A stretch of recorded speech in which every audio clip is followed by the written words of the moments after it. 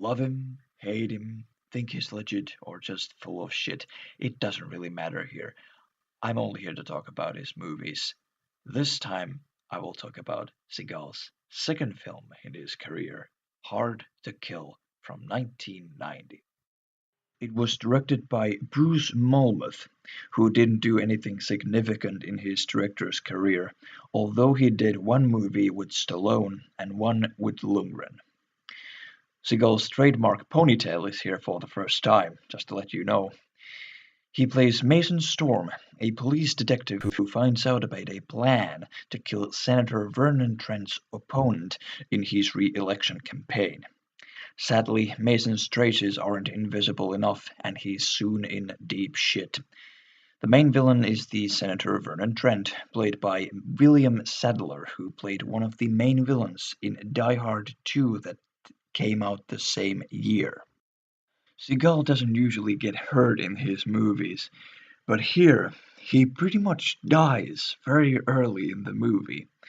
Mason Storm is shot to death by a hit group who finds out that he knows about the plan to kill one of the possible upcoming senators. Actually, he falls into coma and is in that state for 7 years. And in that time, he grows a beard.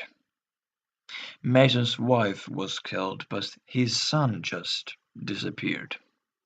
Mason starts seeing flashbacks of his family and that horrible bloody night they were shot. Mason starts to wake up. I really can't say if this coma scene is hilarious or freaking awesome. Maybe it's both. You kind of want to laugh at it, but at the same time, you're like, hell yeah. You can find that scene on YouTube. I'll put the link to the description. Mason seeks revenge, and soon he's ready to action, break some arms, and fire some guns. Mason has a nurse, Andy, played by Kelly Lee Brock. She actually was Seagal's wife in real life from 1987 to 1996. Andy becomes Mason's partner in the fight against the bad guys. One point during the movie, Mason fucks Andy, but he still missed his wife. I was like, what the fuck? But then we see that he kind of regrets doing it, so I kind of liked it. He at least tried to be loyal to his dead wife, but man has his needs. Since this movie was shot in 1989, it has a training montage in 80s style. Great music and inspirational. This montage is a bit different though. Mason starts from the very beginning with tiny weights because obviously he lost all his muscle power in those 7 years he was in coma. It adds a meditation element to the mix when Mason tries to heal himself. But it's not your regular meditation. Mason puts some kind of needles into his body and then sets them on fire so they'd also burn him. What that is, I don't know. I'm too lazy to do my research. I'm sorry. The scene was cool. Oh, and about the music. The soundtrack, The Hard to Kill, was done by the same guy who did the soundtrack for Nico. The guy's name is David Michael Frank. He would also do the music for Seagal's fourth movie, Out for Justice. Let's start from the negative things. This one did suffer from the same problem as Nico. We didn't see the main villain enough. There was also some forced humor, and sometimes the one-liners didn't really hit, but that's expectable from these type of movies. There are some great lines in the movie too. I'll link one of them to the description. But now, some good things because there were more them.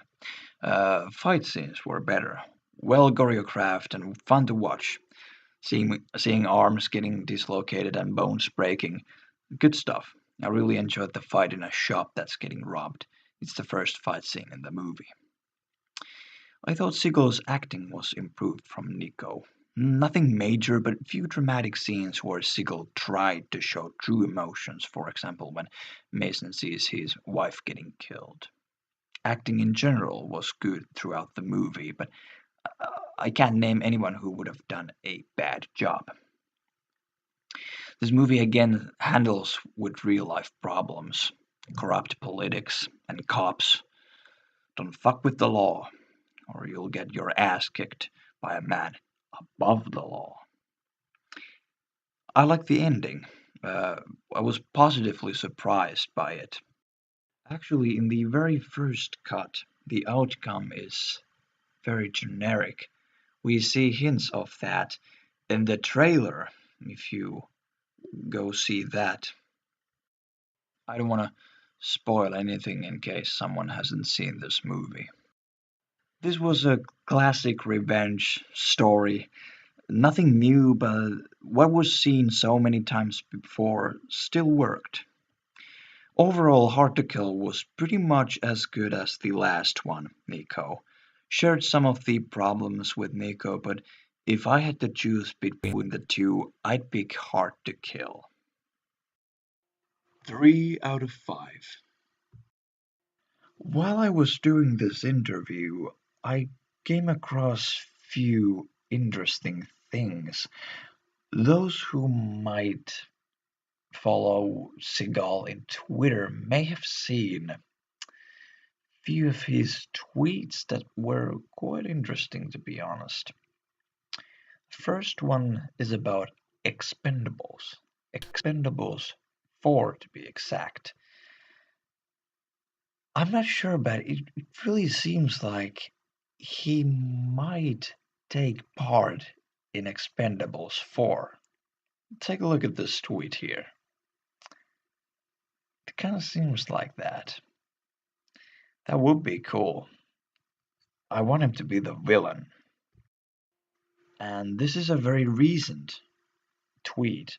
He said earlier this year, was it? Yeah, I actually was like earlier this year that he won't be in Expendables 4, but now it seems that he actually might. Okay, the next tweet. This is real.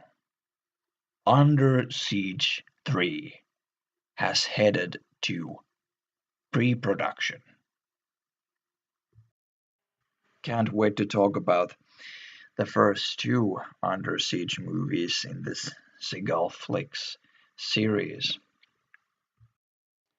So that was it. Stay tuned.